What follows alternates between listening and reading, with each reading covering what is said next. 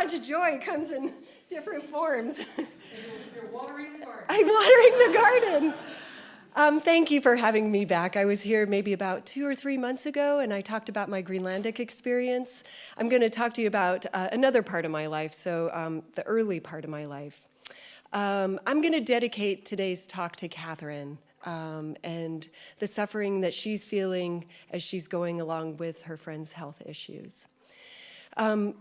Today is adult story time, so I read a story to the children, but I'm also going to read a story to you, at least parts of it. This book is the only thing that I have had my entire life. It was printed in 1978. I was born in 75, and it came to me in 1978 when I was about 3 years old. Has anybody ever heard of this or seen it before? It's called Ano Ano, the Seed, Kristen Zambuca? No? Okay. I didn't think it would be very common around here. When I went to college, I took one thing with me other than my clothes, and that was this book. I actually felt some guilt around that as I was preparing for the talk today because I deprived my family of it. It's that powerful. We did not grow up with Bibles in our house. I grew up with this book, which seems sort of odd for most people. But as you heard in the introduction, my parents were hippies and ascribed to sort of universalist principles. And I grew up in a Native Hawaiian community, so I got a lot of different kinds of values that most people don't. This woman, Kristen Zambuca, traveled across the Pacific, and she met different indigenous groups there, and she put together this story. It's part of a trilogy. And it's about a group of people, indigenous people, talking to their elders about what life is and how to live one's life. And it's a conversation between the younger people with their elders as they are experiencing tension around the old ways of thinking about life and Christianity, to be very frank about it. And the tension that they feel and how they're trying to come to terms with this. There are 3 lessons in this book that I have carried with me my entire life. And I use them in daily practice to help build the life that I want. And so it's very personally meaningful for me to share this with you.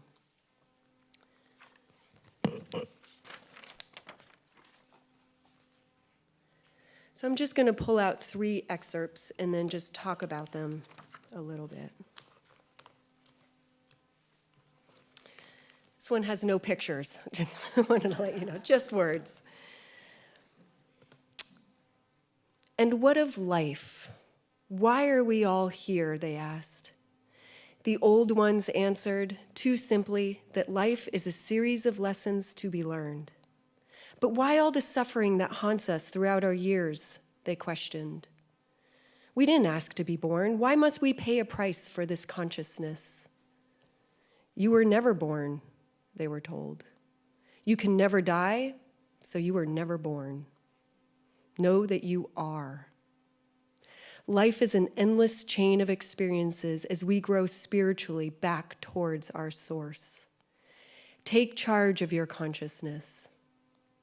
Sowing and reaping is all you need to practice. Plant well your good seeds and pluck up the bad. This is a lesson that I have taken with me my entire life. This idea that all of our experiences are there for our own growth as a way to bring us back to our source, back to the place that gives us life. Sometimes it may feel like there are things that are happening to us and they feel very bad. But in fact, they're lessons and experiences that are helping us get back in touch with this thing that has given us life. They tell us that we have these thoughts that come to us, these seeds. Some of them are good for us to keep and we want to nurture, and some of them we have to pluck out. They're not serving us well. Maybe they're helping create that sense of loneliness that we feel, right? We think we're different. We think we're weird, and we don't want to expose ourselves to other people. Or maybe it's something about working too hard because you don't feel like you're good enough just as you are, So it's always that next thing. These are seeds that don't serve us, but yet they're planted in our mind through experiences. And this book tells us that one of the things that we can do is to start to sift them out. Get rid of the bad seeds, the weeds. Hold on to the ones that are going to help us feel good and help remind us of who we are. So that's the one take home that I got from this book that I try to practice all the time. So daily meditation, get up in the morning, think about yesterday, what do I want to carry forward today? And then at the end of the day, what happened today that I'd like to carry forward to the next day? It's a constant plucking of these seeds. The second lesson has a picture. So she was an incredible artist too.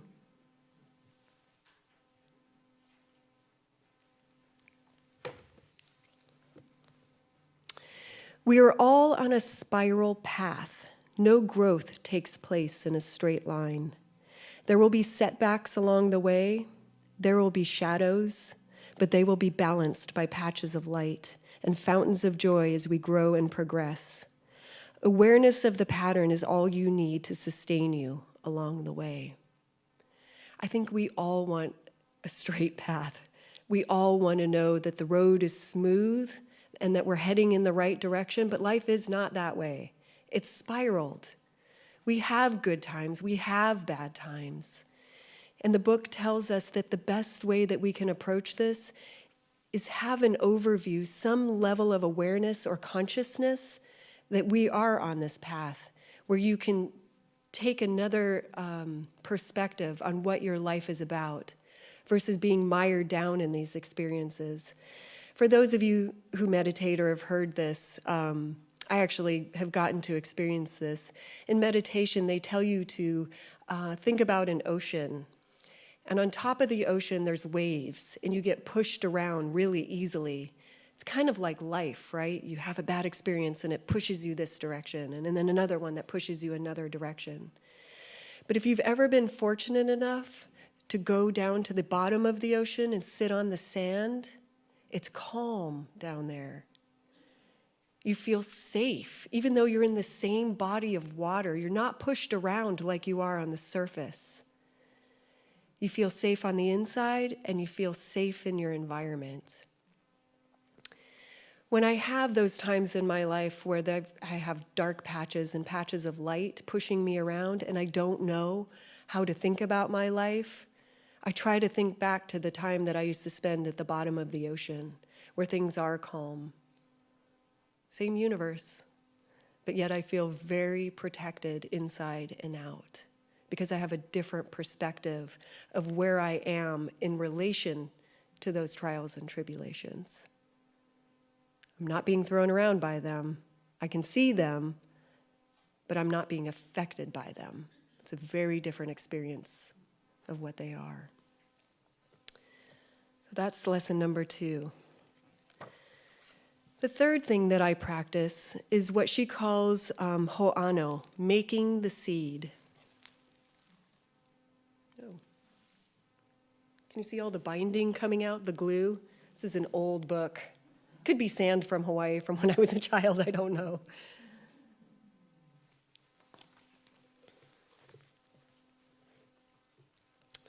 Making the seed. Form a clear, unwavering picture in your mind of the condition or object you desire. Be very careful of the details of your picture. For the subconscious mind that will receive it, it is sharply accurate. And you will get the exact replica of what you envisage. Forget the old condition entirely. Let it fall away from your mind. Clearly see the new desired state. Paint the picture carefully inside your head and resist any changing of your mind. Act then as if you have already received the condition for which you've asked. Feel it already upon you with the love or joy or whatever emotion that you would experience if it were so. Act it out. For this subconscious mind of which we speak, this unihipili is like a child. It loves pictures, and it will respond also to any emotional surge you project to it. Daily thereafter, gather mana, power, by taking 4 deep breaths and offer it as a gift to the God within you. Then after this offering each day, recall the seed picture of your desire and offer it anew also to the same higher consciousness within yourself. This practice will strengthen the picture and will make it clearer as it nears the stage where it will take form. Until your seed bears its fruit, hold it close to you as a secret, for any mention of its contents to another will spill its power to reach fruition. Wash out all your doubts. They can so discourage the subconscious that the daily rite will be interpreted and your fruit will wither on the vine. This is the idea that we create our reality, that we have more power than we give ourselves credit for. The fruit is already in the seed. It's already there. It's inside us. And our job is to get clarity around what it is that we want. Step 1, picture it in your mind. Step 2, feel it in your body. What would it feel like to have that actually come to you? Step 3, begin acting it out as if it's already happened. And step 4, continue to nurture that seed until you get the things in your life that you want, whether it's better relationships, better health, whether it's a better job or a new car, safety, security, emotional well-being, anything. This is a code for life that you can begin practicing around any area. So what I want to do is give you the opportunity to practice this here together. I want you to close your eyes. Both feet on the floor is probably a good idea. Everyone seems trained. And I want you to begin to think about the thing that you want most right now. And sure, there are things that we might want. We want our lawn mowed. I want somebody to do my dishes. Not those kinds of things. Those things will get done in time. But something that you've been chasing after, you've been trying to achieve. Picture it. Once you have the picture, I want you to feel it in your chest. What would it feel like as if you already had it? It was yours. Extend that feeling to your belly.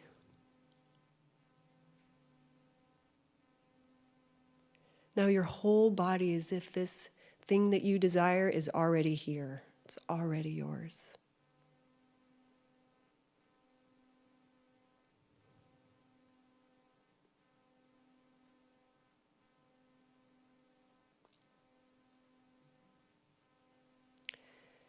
And then send it off.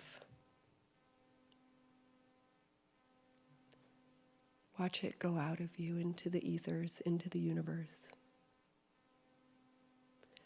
And before your mind kicks in again and says, no, I have to keep thinking about this or else it's not going to happen, I want you to trust the process. Now you're going to have to do some work. You're going to have to come back to the seed picture, and you're going to have to feel it. And you're going to have doubt whether that seed is going to grow inside you. But I want you to practice having trust that we live in a universe that's here to help us get all of our desires met, to experience the source energy that we are all going back to.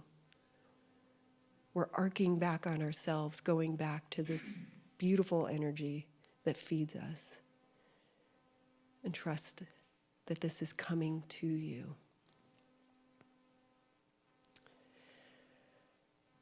At 12:30, I'm going to be holding a little talk about this book, about these lessons, and about anything that you want to talk about.